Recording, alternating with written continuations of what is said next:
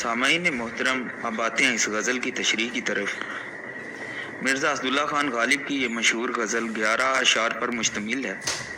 اس غزل کے تمام اشعار میں مرزا غالب کا روایتی استفہامیہ انداز نمایاں ہے۔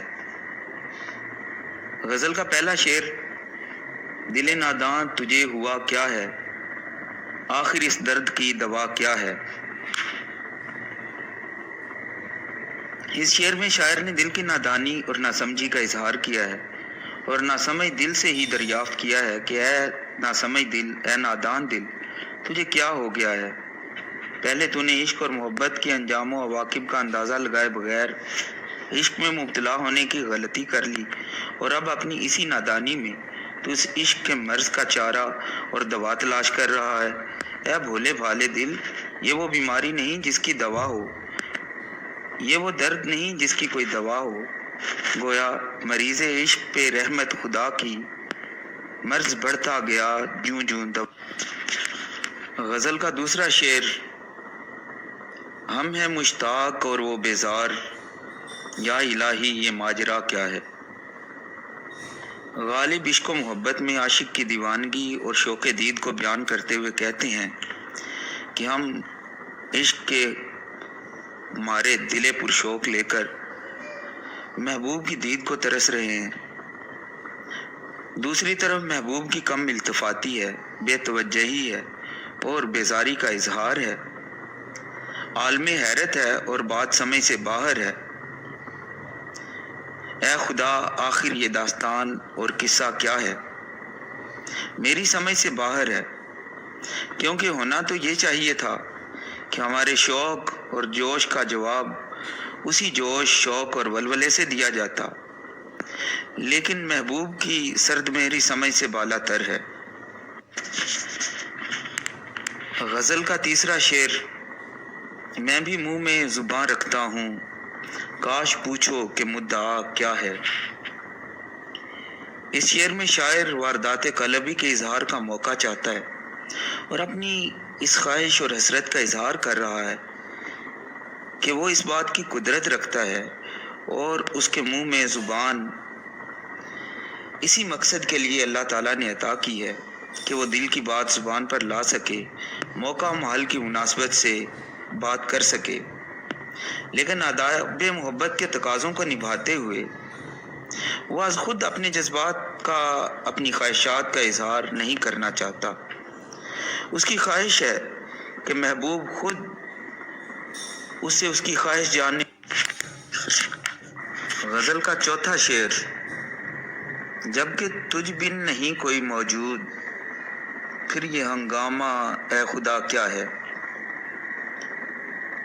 اس شعر میں شاعر اللہ تعالیٰ کی وحدانیت کو سامنے رکھتے ہوئے اور اللہ کی توحید کا اقرار کرتے ہوئے اللہ تعالیٰ کے حضور سوال کرتا ہے کہ اے خدا، جب یہ عیاں ہے کہ تیرے سوا اس کائنات کا نظام چلانے والا اور حاضر و موجود اور کوئی نہیں ہے، مشرق و مغرب پہ تیری حکومت ہے، تو پھر یہ ہنگامہ، یہ ہاؤ ہو اور تیری مخلوق کی طرف سے شرک و بدعات اور در در پہ جھکنا، یہ سب کیا ہے۔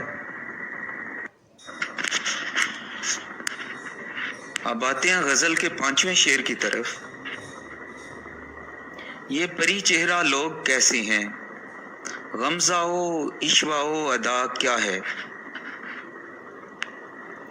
شاعر اس شعر میں حسین و جمیل اور پری پیکر لوگوں کی فطرت کے بارے میں پوچھنا چاہتا ہے کہ یہ خوبصورت لوگ عجیب و غریب فطرت کے مالک ہیں، ان کے اشارے، کنائے اور ناز و انداز سمجھ سے باہر ہے۔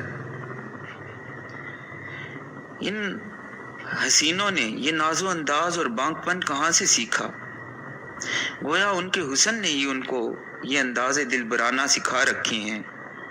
جیسے خدا جب حسن دیتا ہے، نزاکت آ ہی جاتی ہے۔ غزل کا چھٹا شعر: شکنے زلف عنبریں کیوں ہے، نگاہ چشم سرما سا کیا ہے۔ زلف عنبریں سے مراد معطر اور خوشبودار گیسو ہیں۔ چشم سرما سا سے مراد باریک سرما کی سلائی کی مانند آنکھیں۔ شاعر کہتا ہے کہ محبوب کی معطر پرشکن زلفیں کیوں ہیں، اور باریک مستی میں ڈوبی آنکھوں کے گوشوں سے ناز و انداز سے دیکھنا، یہ سب کیا ہے؟ مطلب یہ ہے کہ حسیناؤں کو عشاق کے دل لبھانے کے لیے یہ سب ساز و سامان قدرت کی طرف سے کیوں عطا کیے گئے ہیں، جن کے سبب عشاق کے لیے اپنے دلوں کو قابو میں رکھنا مشکل تر ہو گیا ہے۔ غزل کا 7واں شعر کچھ یوں ہے: سبزہ و گل کہاں سے آئے ہیں، ابر کیا چیز ہے، ہوا کیا ہے۔ غالب مظاہر فطرت اور قدرت کی کاریگری پر انگشت بدنداں ہیں اور محو حیرت ہو کر سوال کرتے ہیں کہ یہ سبزہ اور ہریالی، یہ پھول کہاں سے آئے ہیں۔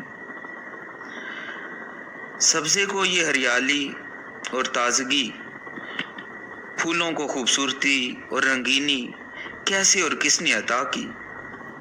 پھر آسمان کی طرف شاعر کی نگاہ اٹھتی ہے تو بادلوں کا وجود اسے پرتائے حیرت میں ڈال دیتا ہے، اور وہ محو سوال ہے کہ اتنی بلندیوں پہ اڑتے بادلوں کی حقیقت کیا ہے، اور یہ پتوں کے اندر سرسراتی ہوئی ہوا کیا ہے، یہ کہاں سے آتی ہے۔ غزل کا 8واں شعر: ہم کو ان سے وفا کی ہے امید، جو نہیں جانتے وفا کیا ہے۔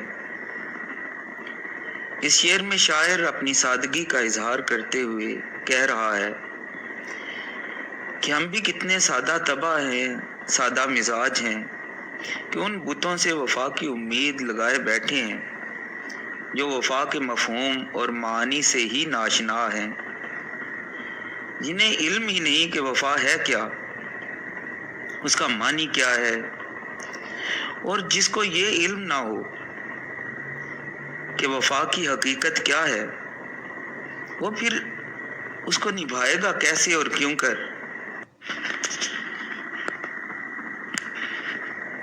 غزل کا 9واں شعر: ہاں بھلا کر تیرا بھلا ہوگا، اور درویش کی صدا کیا ہے۔ شاعر اس شعر میں ایک ابدی اصول بیان کرتا ہے کہ جس چیز کی چاہت ہو وہ تقسیم کرنے لگ جاؤ، خواہ وہ رزق ہو، خواہ وہ بھلائی اور نیکی ہو، اس چیز کی تمہارے پاس فراوانی ہو جائے گی۔ اگر بھلائی تقسیم کرو گے تو بدلے میں بھلائی ہی پاؤ گے، اگر اس دنیا میں صلہ نہ بھی ملا تو کوئی بات نہیں، خدا کے ہاں تو اس کا اجر اور صلہ ضرور ملے گا۔ ایک درویش یہی صدا لگاتا ہے اور اسی حقیقت سے پردہ اٹھاتا ہے کہ بھلا کرو گے تو تمہارا ہی بھلا ہوگا۔ غزل کا 10واں شعر: جان تم پر نثار کرتا ہوں، میں نہیں جانتا دعا کیا ہے۔ غالب اس شعر میں محبوب سے بے پایاں اور از حد محبت کا اظہار کرتے ہوئے کہتے ہیں کہ خدا سے دعا کی جائے تو اس میں اپنے پیاروں اور عزیزوں کے لیے بھلائی اور خیر و عافیت ہی مانگی جاتی ہے۔ ہم اپنی سب سے قیمتی متاع یعنی زندگی خود اپنے محبوب پر نچھاور کرتے ہیں اور ہر دم اس کے لیے تیار ہیں۔ اس سے بڑھ کر اور خلوص کیا ہو سکتا ہے، اور اس سے بڑھ کر اور بھلائی کیا ہو سکتی ہے جو ہم اپنے محبوب کے لیے اپنی دعا میں مانگیں۔ غزل کا 11واں اور آخری شعر: میں نے مانا کہ کچھ نہیں غالب، مفت ہاتھ آئے تو برا کیا ہے۔ اس شعر میں غالب کسر نفسی اور عاجزی سے کام لیتے ہوئے کہتے ہیں کہ میں مانتا ہوں غالب کی کوئی حیثیت اور مقام و مرتبہ نہیں ہے، لیکن اگر محبوب کو وہ بے دام خادم کی حیثیت سے اگر دستیاب ہو تو اس میں برائی کیا ہے؟ اور محبوب کو اس کی اس پیشکش سے فائدہ اٹھانا چاہیے اور اسے اپنانے میں تعامل اور پس و پیش سے کام نہیں لینا چاہیے۔